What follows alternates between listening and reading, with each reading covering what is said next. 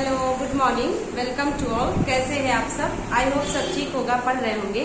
चलिएगा, आज के क्लास में हम सभी पर्यावरण पढ़ेंगे और पर्यावरण हमारे यूपीएससी का और हर वनडे एग्जामिनेशन का हम कह सकते हैं बहुत बड़ा पार्ट है। तो पर्यावरण से संबंधित क्वेश्चंस कैसे आते हैं, पर्यावरण में कौन कौन से पॉइंट्स को हम लोगों को पढ़ना होगा, पर्यावरण क्या है, कितने प्रकार होते हैं, पर्यावरण के क्या सिलेबस है, उन सभी का हम सभी इस वीडियो में अध्ययन करेंगे। तो चलिएगा स्टार्ट करते हैं आज का क्लास। पर्यावरण, ठीक है। तो पर्यावरण आप सभी जानते हैं, पर्यावरण दो शब्दों से मिलकर बना है, परिधन आवरण। परि का अर्थ है चारों ओर, आवरण का अर्थ है घिरा हुआ। तो सबसे पहले इन सभी बातों की चर्चा करने से पहले आज जान लेते हैं हम सभी कि पर्यावरण में हम सभी को क्या पढ़ना है। उसके बाद वन बाय वन हम सभी इस टॉपिक को डिस्कशन करेंगे। तो देखना होगा पर्यावरण के अंतर्गत हम सभी को क्या पढ़ना है।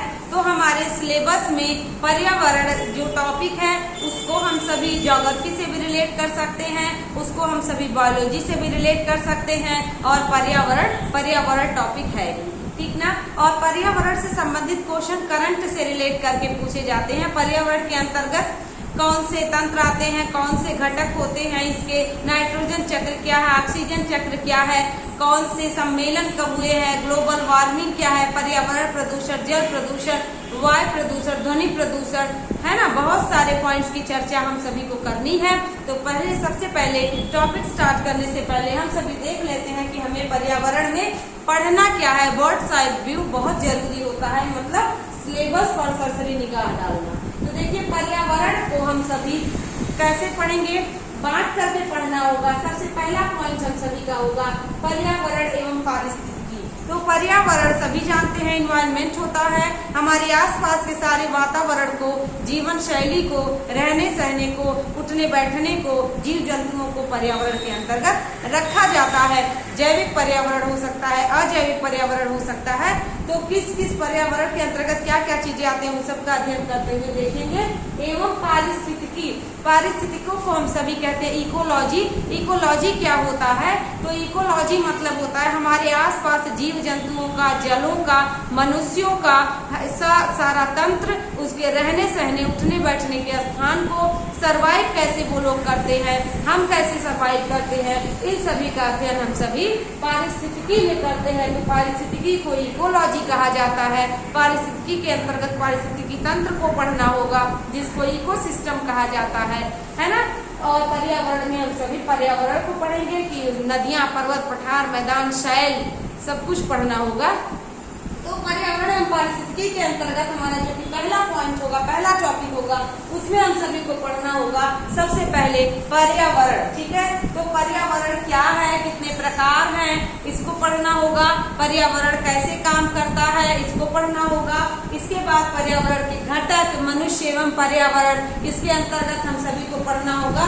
पर्यावरण के घटक, मानव एवं पर्यावरण, मानव का पर्यावरण के साथ क्या संबंध है, इन सभी को हम सबको पर्यावरण के अंतर्गत पढ़ना पड़ेगा।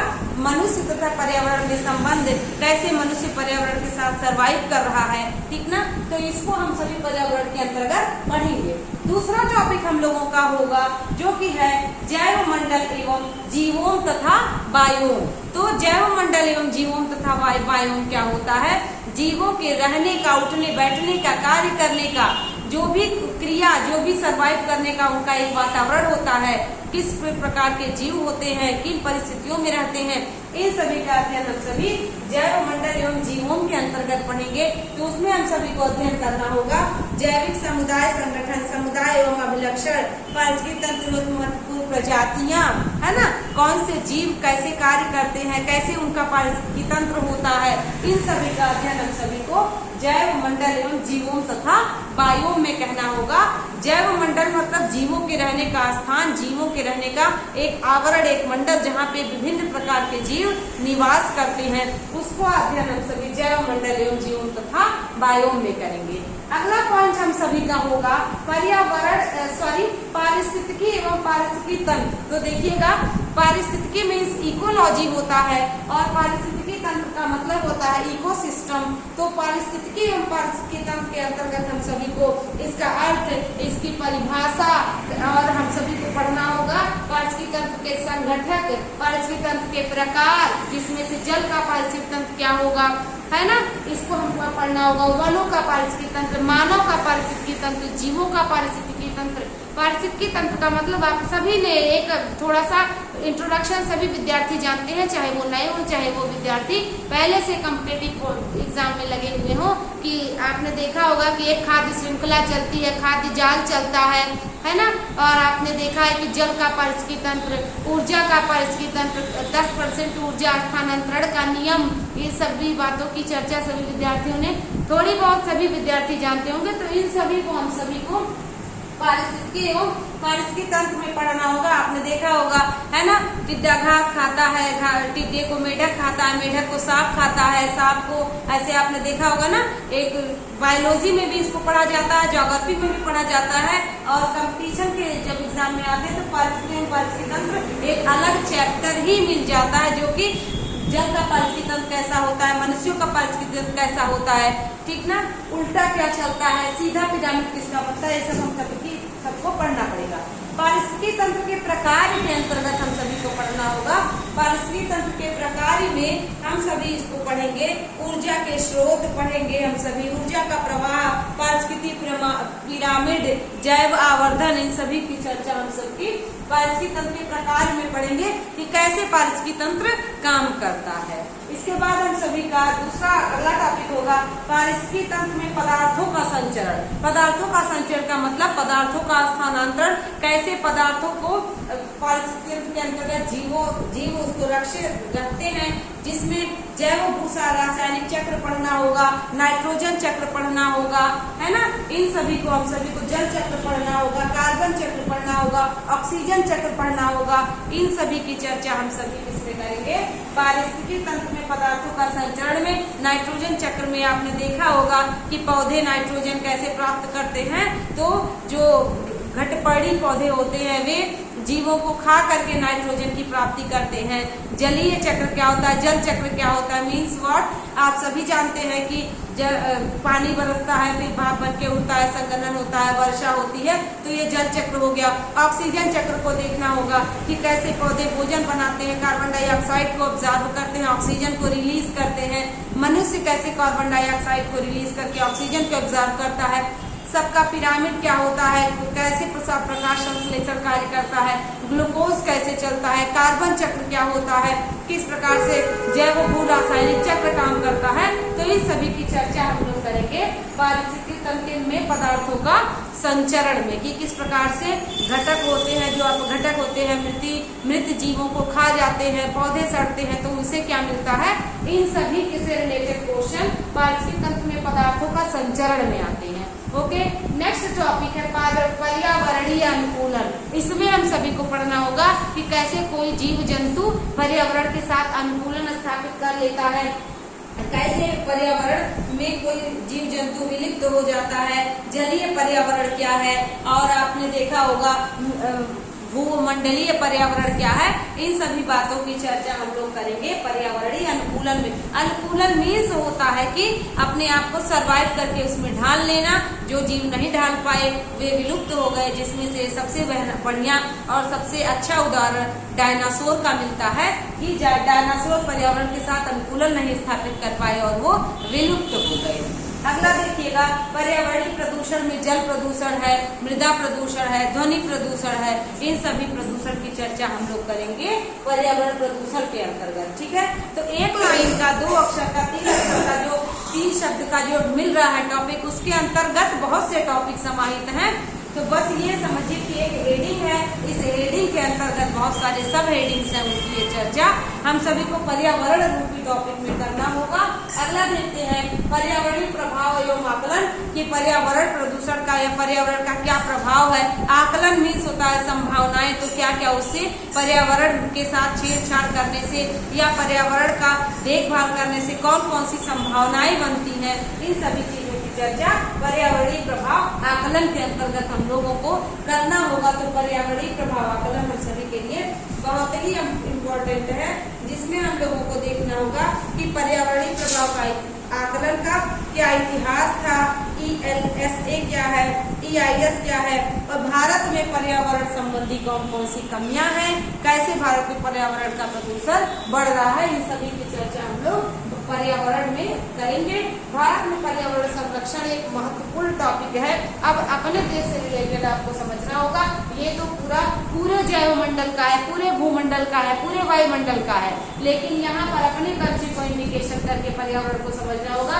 भारत में पर्यावरण संरक्षण यानी कि पहली बार भारत में पर्यावरण संरक्षण अधिनियम कब लागू हुआ, इसमें दिवस आएंगे, टाइगर रिजर्व आएगा, जैवमंडल अभ्यारण्य क्षेत्र आएंगे, है ना, ये सब कुछ आएगा। इसमें पर्यावरण में भारत में पर्यावरण संरक्षण, बाघों का संरक्षण कब किया गया, मगरमच्छों का संरक्षण कब किया गया, दिवस कब बनाया जाता है, टाइगर डे कब होता है, इन सभी चीजों का चर्चा हम लोग करेंगे। इन सभी चीजों को पढ़ना होगा भारत में पर्यावरण संरक्षण रूपी टॉपिक के अंतर्गत। और उसमें हम लोगों को भारत में पर्यावरणीय शिक्षा एवं जागरूकता मेदिनी पुरस्कार क्या था, राजीव गांधी वन्य संरक्षण नियम क्या था, वन्य जीव अधिनियम क्या था, इन सभी को हम लोगों को भारत में पर्यावरण संरक्षण में पढ़ना होगा। अगला देखते हैं जैव विविधता एवं उसका संरक्षण। अब ये दूसरा टॉपिक है। दूसरे टॉपिक में ये सारे पॉइंट्स है, ये सारे चैप्टर्स के नाम है। इन सारे चैप्टर्स के अंतर्गत हम लोगों को बहुत सारे चैप्टर को पढ़ना है। तो जैव विविधता क्या होती है, सबसे पहला प्रश्न तो यही बनता है। जैव विविधता मीन्स क्या होता है, एक निश्चित वातावरण, एक निश्चित पर्यावरण के क्षेत्र के अंतर्गत विभिन्न प्रकार के जीव जंतुओं का वास होना, विभिन्न प्रकार के अनेक प्रकार के जीव जंतु पाए जाए, उसको जैव विविधता कहते हैं। तो सबसे ज्यादा जैव विविधता भारत में कहाँ है, विश्व में कहाँ है, इन सभी पॉइंट को जानना आवश्यक होगा। जैव विविधता में जैव विविधता संरक्षण अधिनियम कब हुआ, जैव विविधता दिवस कब मनाया जाता है, ये सब चीजों की हम लोग जैव विविधता उसका संरक्षण में पहला चैप्टर जैव विविधता होगा। अगला देखिएगा भारत में जैव विविधता। भारत में जैव विविधता के अंतर्गत हम लोगों को पढ़ना होगा कि भारत में जैव विविधता क्षेत्र कहाँ पाया जाता है। और यहाँ पर देखना होगा कि भारत में जैव भौगोलिक क्षेत्र क्या है, जंतु विविधता, रेड डेटा बुक क्या होता है, जीव जंतु विलुप्त होते हैं तो उसको किस बुक में रखा जाता है, जो खतरे वाले जीव जंतु होते हैं कि अब ये विलुप्त प्रजाति है उसको कहाँ रखना है, और उसको किस, रेड डेटा बुक क्या होता है, इन सभी की चर्चा भारत में जैव विविधता में की जाएगी। भारत में जैव मंडलीय अभ्यारण्य क्षेत्र क्या है, इन सभी को पढ़ना होगा, जिसमें नीलगिरी वगैरह जानना होगा।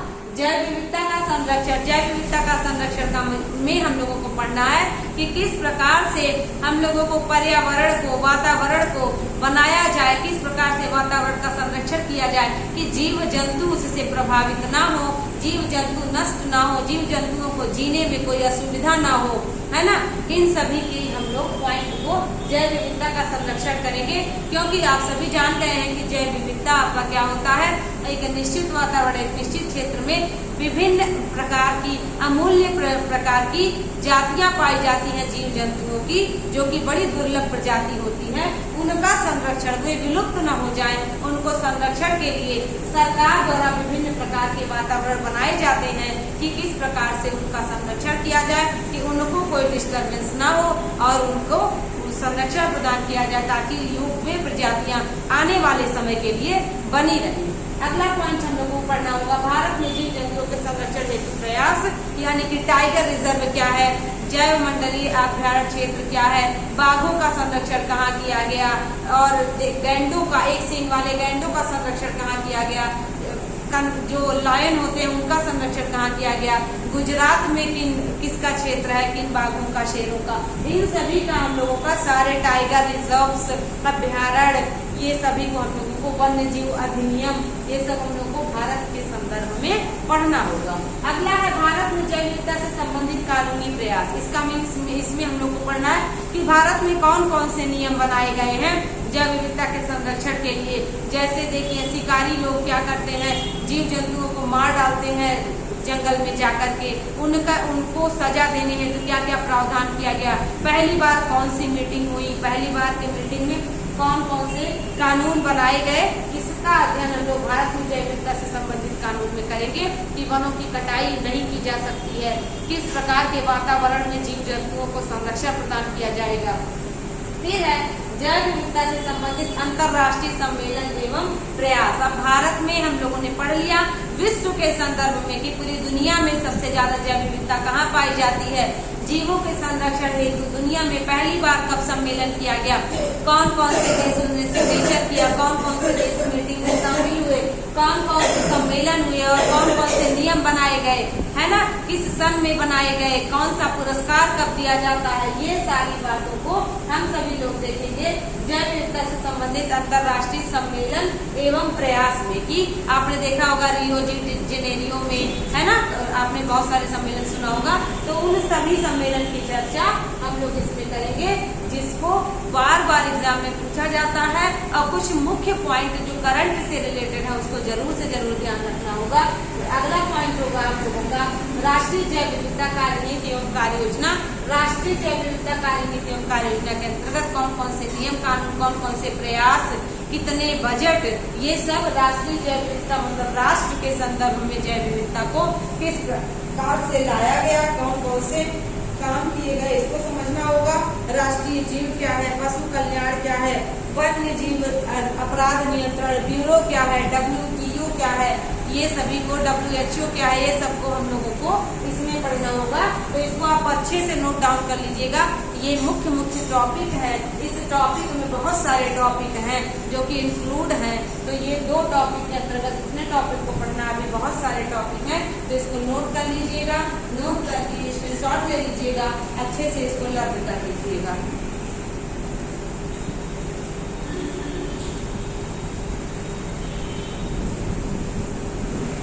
हम लोगों का आता है जलवायु परिवर्तन। तो सभी लोग जानते हैं क्लाइमेट चेंज टॉपिक बहुत ही गर्मजोशी वाला टॉपिक है और समस्या का टॉपिक है, विचार करने का टॉपिक है।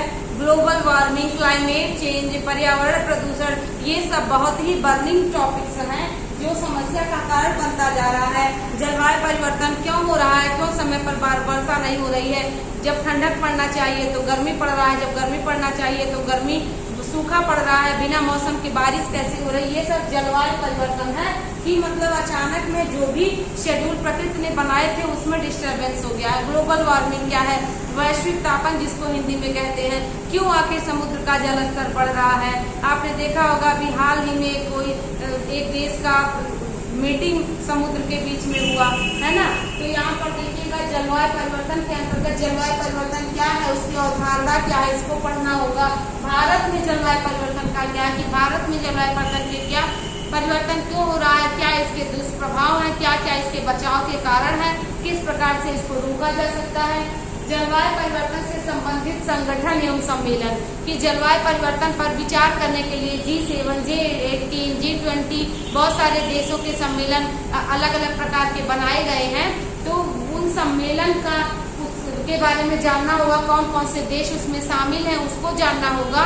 इसके बाद ओजोन संरक्षण, ये भी हमारा जलवायु परिवर्तन से रिलेटेड है।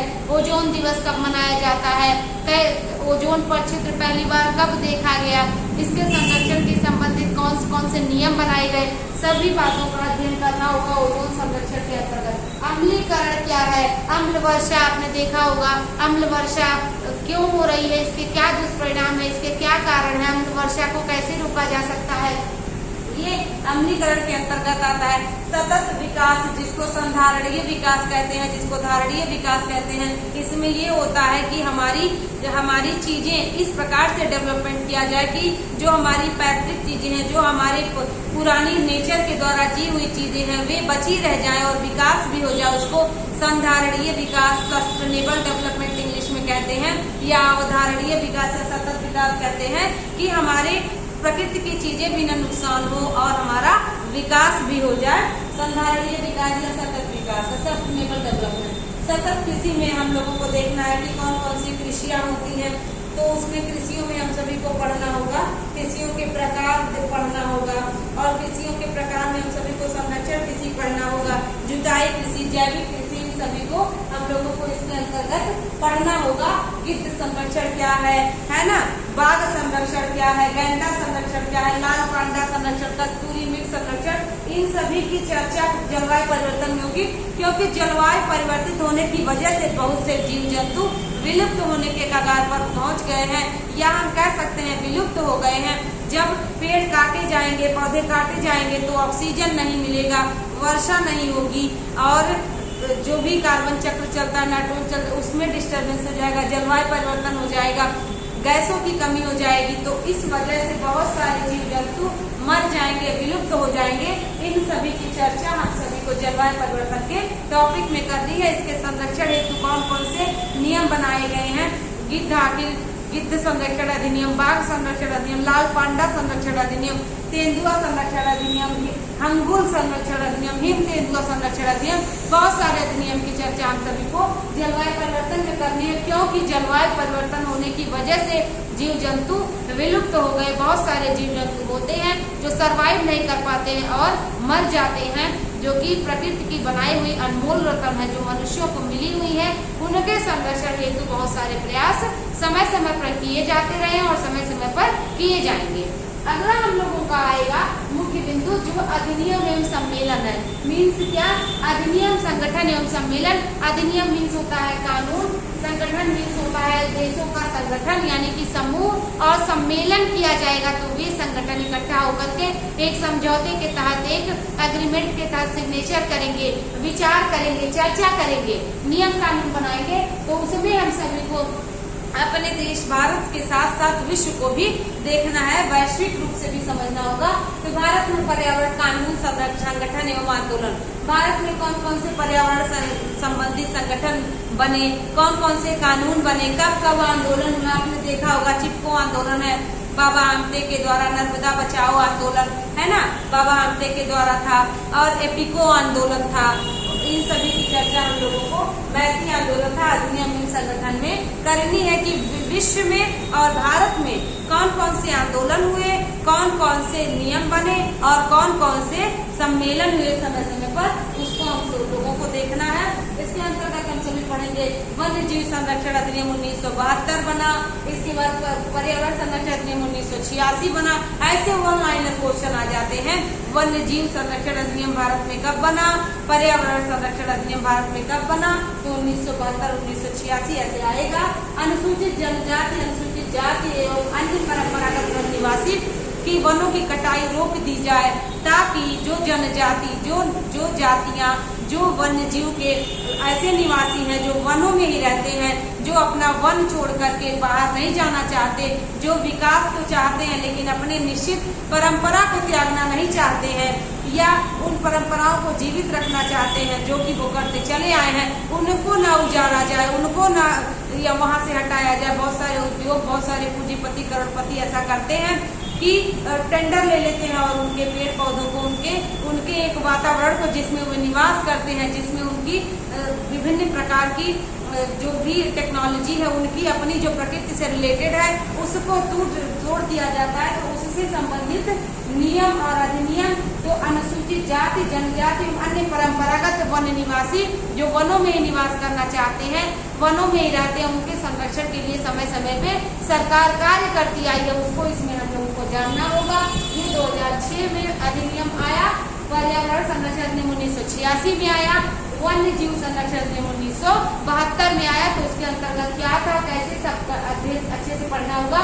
राष्ट्रीय वन नीति 1988 क्या है, कब लागू हुई, इसमें कौन कौन से सिग्नेचर हुए, कौन कौन से मुख्य बिंदु रखे गए, उसको सभी को जानना होगा। 1988 में संयुक्त वन प्रबंधन क्या है, उसको समझना होगा। सामाजिक वानिकी, कृषि वानिकी, सामुदायिक वानिकी, इसके अंतर्गत हम लोगों को समाज के बारे में, कृषि के बारे में, फसलों के बारे में जानना होगा। भारत में पर्यावरणीय संस्थाएं कौन कौन सी है जो भारत में पर्यावरण के संरक्षण को काम करने के लिए, पर्यावरण से संबंधित नियम, अधिनियम, कानून को काम करने के लिए लगाई गई है या बनी हुई है, उसको देखना होगा। भारतीय वनस्पति सर्वेक्षण क्या है, उसका कार्यालय कहाँ है, बहुत सारा है ना, कि आपने देखा होगा कि भारतीय वनस्पति सर्वेक्षण कार्यालय कहाँ है, भारतीय वन्य प्राणी, भारतीय प्राणी और सर्वेक्षण कार्यालय कहाँ है। इन सभी का वन लाइनर सब ये सब क्वेश्चन है, उनको अच्छे से जानना होगा। इसके बाद आंदोलन की चर्चा होगी। चिपको आंदोलन, राष्ट्रीय शांति घाटी आंदोलन जो कि केरल में है, बिश्नोई आंदोलन, नर्मदा बचाओ आंदोलन, एपिको आंदोलन और मैती आंदोलन। ये आंदोलन क्या था, कहाँ से शुरू हुआ, कि कौन इसके मुखिया थे, किस देश में, किस प्रदेश में या किस राज्य से शुरू हुआ और इसका क्या प्रभाव पड़ा, इसके अंतर्गत इसके बाद कौन कौन से अधिनियम आए, इन सभी को हम लोगों को आंदोलन में पढ़ना है, कौन इसका नेता था। तो आप देख पा रहे होंगे कितने अच्छे अच्छे पॉइंट्स हम लोगों को पढ़ने पड़ रहे हैं और उन्हीं अच्छे अच्छे पॉइंट्स के तहत पर्यावरण को हम सभी को जानना होगा, क्योंकि पर्यावरण को, अपने आसपास के क्षेत्र को जानना बहुत ही अच्छी बात होती है और जब तक अपने आसपास पर्यावरण को समझा न जाए तब तक उससे मोह जागृत करना, उसका संरक्षण करना, उसको संजोना, उसको सुरक्षित रखना कठिन हो जाता है। इसलिए हमारे पर्यावरण में प्रकृति ने कौन कौन सी चीजें दी हैं उसको जानना बहुत ही आवश्यक है। तो इन चीजों के माध्यम से हम सभी को जानना होगा। आगे बहुत से पॉइंट्स हैं, उसको भी नोट करिएगा अच्छे से। अब चलिएगा, हम लोगों का प्रथम क्लास होगा, पहला क्लास होगा। अब तक तो हमने सिलेबस को समझा, पॉइंट को सीखा, देखा कि कौन कौन से पॉइंट को पढ़ना है। अब हम लोग पहला पॉइंट स्टार्ट करते हैं, पर्यावरण। पर्यावरण क्या है तो सभी विद्यार्थी जानते हैं, पर्यावरण दो शब्दों से बना है, परि धन आवरण। पर्यावरण फ्रेंच भाषा के शब्द एनवायरमेंट से बना है, जिसका मीन्स होता है परि, और धन आवरण मीन्स परि, चारों ओर आवरण घिरा हुआ। तो ये आपका एक बेसिक इंट्रोडक्शन हो गया, बेसिक आपका हो गया कि किस भाषा से बना है। तो फ्रेंच भाषा का शब्द है एनवायरमेंट, उससे बना है। अब देखिएगा, एक पर्यावरण को अपने लैंग्वेज में समझने का प्रयास करते हैं। तो देखिए, कह रहा है कि पर्यावरण का तात्पर्य, यानी कि पर्यावरण का मीन्स जैविक तथा अजैविक। अब ये दो मुद्दा यहाँ पे आएगा पर्यावरण में, जैविक तथा अजैविक। जैविक क्या होता है तो जहाँ पर जीव जंतुओं वनस्पतियों की उपस्थिति हो उसको जैविक कहते हैं।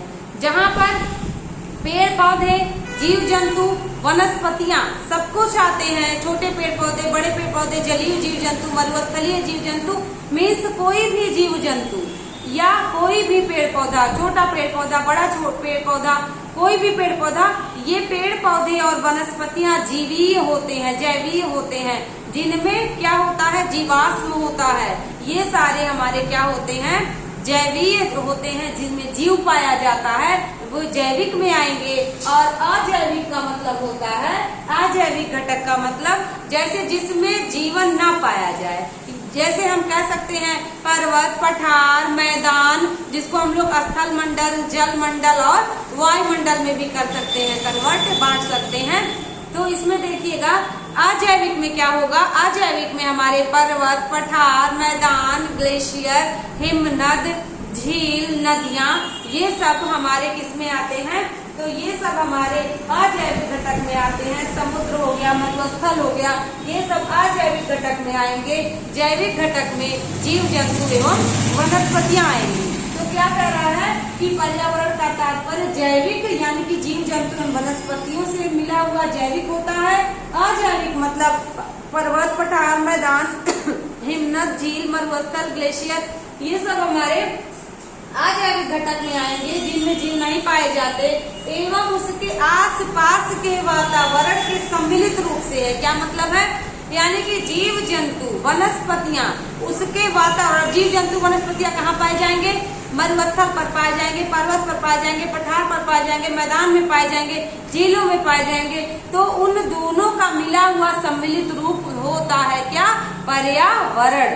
ठीक है। अब कह रहा है जो पृथ्वी पर जीवन के आधार को संभव बनाता है, मीन्स व्हाट, पर्यावरण की वजह से ही परिस्थितियां पैदा होती हैं, गैसों का एक वातावरण बनता है, एक अच्छे अनुकूल वातावरण में कोई जीव जंतु, कोई पेड़ पौधा विकसित होता है। तो वही कह रहा है कि पृथ्वी पर जीवन के आधार को संभव बनाता है। बहुत सारे ग्रह हैं, हमने देखा, आपने सुना है 8 ग्रह है ना, है बुध, शुक्र, पृथ्वी, मंगल, बृहस्पति, शनि, अरुण, वरुण। लेकिन जीवन किस पर संभव है, जीवन पृथ्वी पर संभव है। क्यों, क्योंकि पृथ्वी पर वायु का आवरण पाया जाता है, गैसों का आवरण पाया पाया जाता है, जिसको हम लोग वायुमंडल कहते हैं। अन्य ग्रहों पर वायुमंडल की उपस्थिति न होने के कारण जीवन संभव नहीं है, जल की उपस्थिति न होने के कारण जीवन संभव नहीं है। लेकिन पृथ्वी एक ऐसा ग्रह है जहाँ पर पर्यावरण क्या है, एक जीव जंतुओं यानी कि जीव जंतुओं एवं निर्जीव चीजों, पर्वत पठार मैदान, जिसको भौतिक हम लोग कह सकते हैं, भौतिक या जैविक। तो भौतिक में हमारे आएंगे प्राकृतिक की चीजें, जैसे पर्वत पठार मैदान, हिमनद, झील, नदियां, ग्लेशियर, ये सब भौतिक में आएंगे। और जैविक में वनस्पतियां एवं पेड़ पौधे आएंगे। उन सभी का एक उनके विकसित होने का संभव बनाता है, यानी कि उनको विकास करने में सहायता करता है। अतः इसके बाद क्या, पर्यावरण एक प्राकृतिक परिवेश है, यानी कि नेचर के द्वारा बनाया हुआ एक परिवेश, मतलब वातावरण है जहाँ पर कोई जीव जंतु जन्म लेता है, पनपता है और नष्ट हो जाता है, प्रकृति का आया हुआ प्रकृति में विलीन हो जाता है। यहाँ पर देखिए, जो पृथ्वी पर जीवन को विकसित यहाँ की डेवलप करता है, पोषित यानी कि नरिश करता है कि कौन कौन से पोषक तत्व से वह बढ़ेगा, पनपेगा, और अंत में क्या हो जाता है, पर्यावरण के कारण ही समाप्त हो जाता है। कितना अच्छा डेफिनेशन दिया गया है कि पर्यावरण एक ऐसा चीज है जहाँ पर देखिए जैविक अजैविक दोनों नष्ट होते हैं। पर्वत पठार मैदान, झील, ग्लेशियर ये भी तो नष्ट होते हैं। तो पर्यावरण के अनुसार ही ये पनपते हैं, बड़े होते हैं और अपने चरमावस्था पर पहुंचते हैं, और पर्यावरण में ही ये नष्ट हो जाते हैं, पर्यावरण में ही ये खत्म हो जाते हैं। तो अजैविक भी पर्यावरण में खत्म होंगे, नदियां भी तो सूखेंगी, झील भी तो सूखेगा, पर्वत भी तो नष्ट होगा, ग्लेशियर्स भी तो पिघलेंगे, मैदान भी तो कभी जल जला होगा, है ना।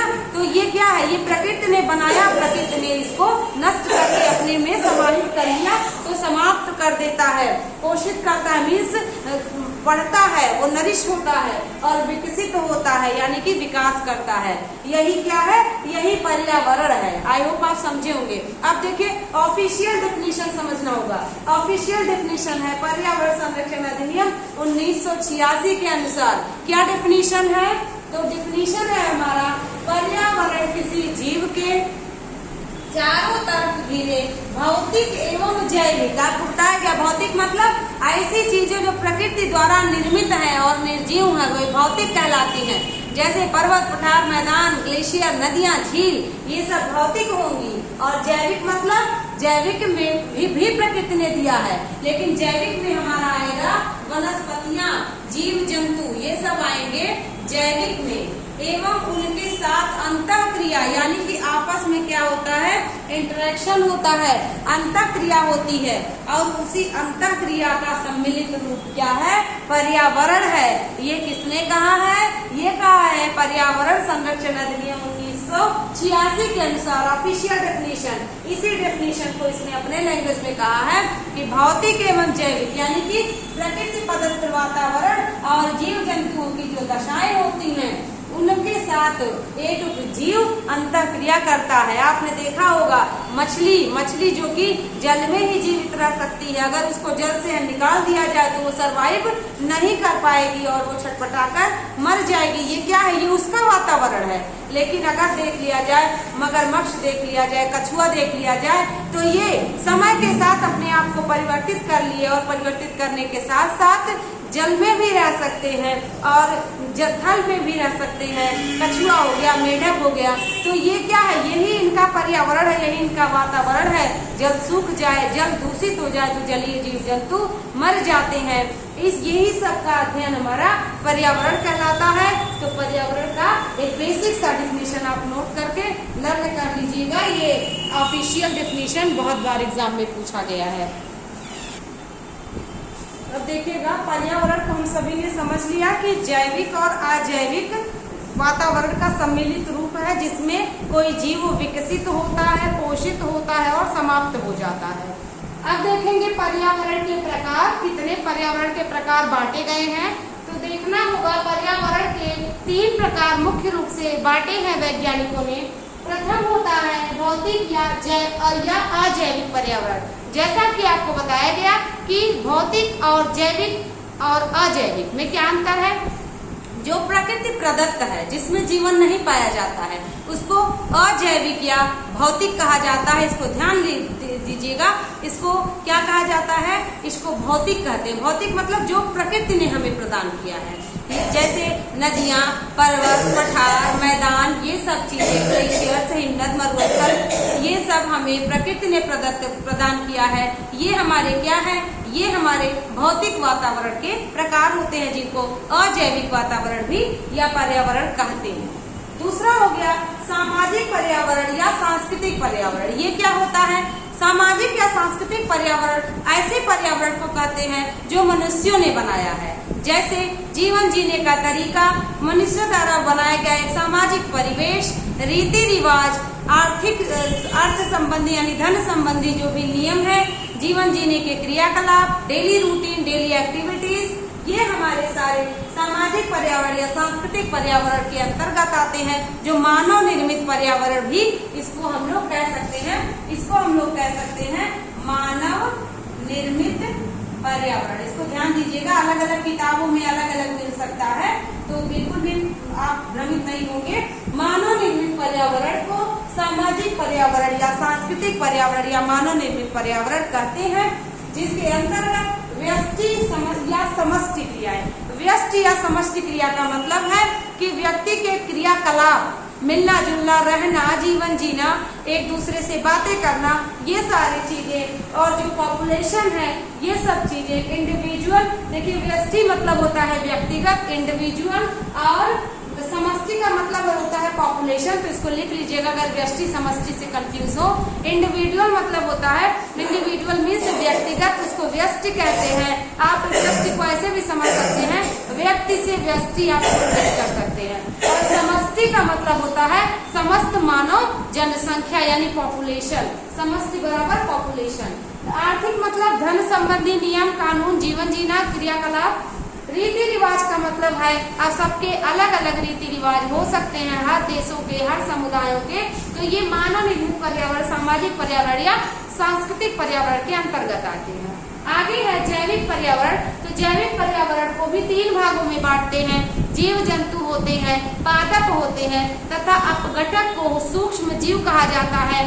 आप सभी जानते हैं कि जीव जंतु को देखा जा सकता है, पादप को देखा जा सकता है, लेकिन जो अपघटक होते हैं, जिसको डिकम्पोजर इंग्लिश में कहते हैं, अपमार्जक होते हैं, जो सूक्ष्म जीव पाए जाते हैं, जिनसे व्यक्ति बीमार होता है, जिनसे व्यक्ति पनपता है, जिनके द्वारा ही व्यक्ति नष्ट हो जाता है, जिनके द्वारा व्यक्ति बनाया जाता है, ऐसे चीजें, ऐसे जीव जंतु अपघटक कहलाते हैं। इसको इंग्लिश में डिकम्पोजर कहते हैं।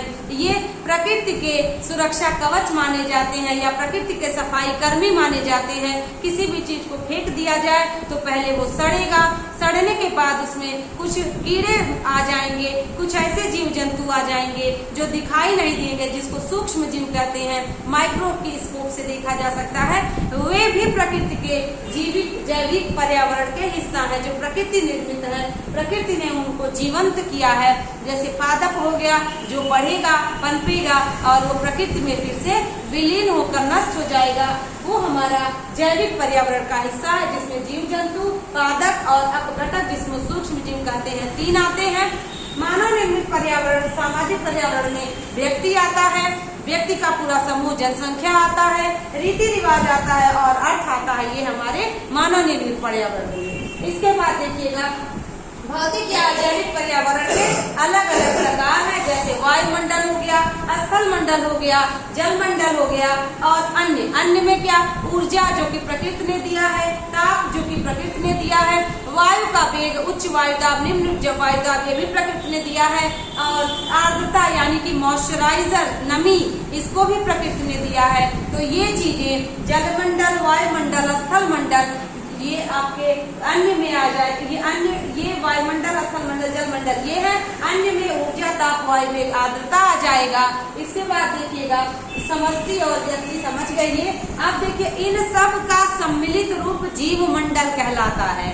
इसमें जैविक और अजैविक दोनों सम्मिलित होते हैं, जिसको हम सभी लोग कहते हैं जैव मंडल, यानी कि भौतिक पर्यावरण, जैविक पर्यावरण, अजैविक पर्यावरण, सांस्कृतिक पर्यावरण, मानव निर्मित पर्यावरण, सब कुछ इसमें सम्मिलित होता है। उसको उसको जैवमंडल कहा जाता है। अब देखिए वायुमंडल के भी कई प्रकार हैं। वायुमंडल के कौन कौन से प्रकार हैं? क्षोभ मंडल है, समताप मंडल है, मध्य मंडल है, आयन मंडल है, बाह्य मंडल है, उसके बाद अंतरिक्ष है, तो धरातल है, क्षोभ मंडल है, समताप मंडल है, मध्य मंडल है, आयन मंडल है जिसको आयतन मंडल भी कहते हैं, और बाह्य मंडल है जिसको बहिर्मंडल भी कहते हैं। तो इन सभी चीजों की चर्चा पर्यावरण में अच्छे से करनी होगी, अच्छे से समझनी होगी। वन बाय वन हम लोग समझेंगे। तो वायुमंडल के प्रकार ये सब है। अब देखिएगा, अगर पर्यावरण को और अच्छे से समझना है तो पर्यावरण का ही एक पार्ट क्या है?